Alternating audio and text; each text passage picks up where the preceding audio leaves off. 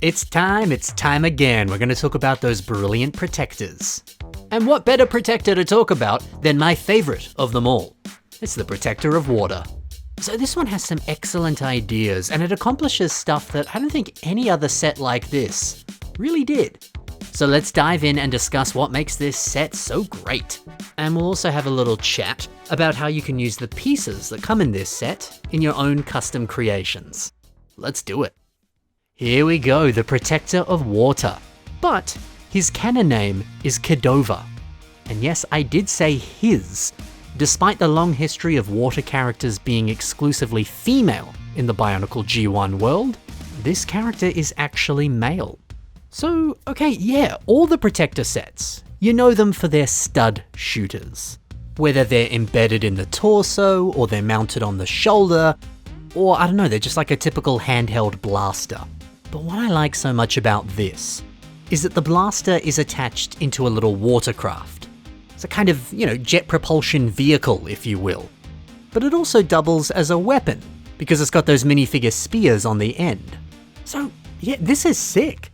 Because the watercraft, you imagine that this obviously works in tandem with the jet boosters on his arms.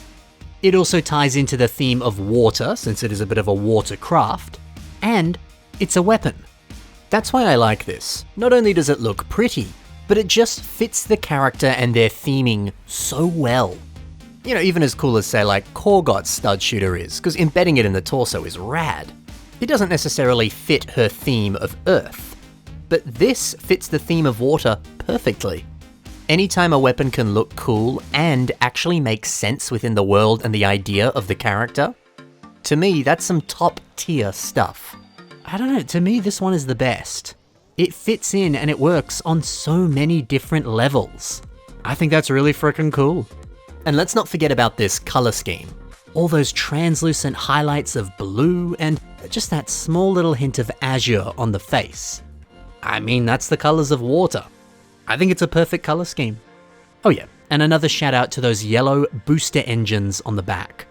It's such a fun way to armor up the upper arms. And it's also great because they inject a splash of color into this very blue design. It just works. I think there's just a lot of very creative and clever choices being made here. Choices that make so much sense for a water character. It's so beautifully themed. I love it. And I do love the skull spider too. It's nice because, when this jumps on the face of Kadova, it pairs with the silver torso, the silver on the hands. I mean, if you're gonna get mind controlled by a spider in the shape of a skull, at least get taken over by one that matches your existing color scheme. You gotta be fashionable. So I do like Kadova. But how about those pieces? Let's discuss those. But before we do that, real quick, I was recently a guest on the Bonk Spotlight podcast. I had an awesome chat with the host, and we talked about all sorts of fun things from Bionicle to my personal life to all sorts of stuff. Even spiders in Australia. So go give that a watch. It was a ton of fun to record, and I'm sure you're going to love listening to it too. Anyway, back to the set. The set comes with plenty of beautiful trans light blue CCBS limb elements. It's always nice to get these in some translucent colors. Yeah, that really did feel like a big deal back in the day when these first released. So how can they be used? Well, via Halcas, they show us how. We have what appears to be both sizes of these limbs, and they're forming some kind of electric current that links the hand to the torso.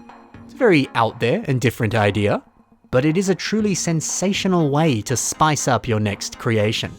I dig it. Oh yeah, and then the skull spider. It comes with these gunmetal looking claws. Take a look at how a builder called Shano, they've used them here.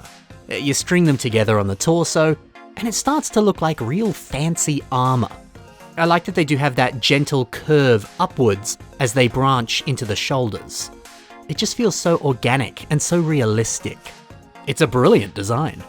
Underneath the mask of the Protector of Water, we have a nice looking silver headpiece. Fanny MOCs, they've taken this element and some of the headpieces that appear on like the Toa Metru and stuff, but they've got these and they've hung them up on the top of the spear, they've attached them to the torso. It's dark, but it is a very effective way of communicating that, hey, this character is not someone you want to mess with. They're a mercenary. They hunt the heads of their enemies and they wear them like trophies. If you want to recreate that vibe, I guess you could do something similar with these pieces. And now, the piece that goes over the top of this face, it's the mask. Noodles MOCs continues to use it for a face, but you'll notice that there's a few extra pieces sticking out of the back. That's a great idea. Adding in even more embellishment up top and really turning this crest into a crown. I mean, they already have these gold highlights all across the body, so combining that with a kind of crown headpiece, well, now the character starts to look very royal and sophisticated. It's a good look. The Protector of Water also includes 4 of these trans dark blue CCBS shells. Such a nice color. I like the way that Deca uses them in conjunction with that lovely trans dark blue Ruru mask. You'll recognize this piece, of course, as it appeared on the eyes of the Nui Rama.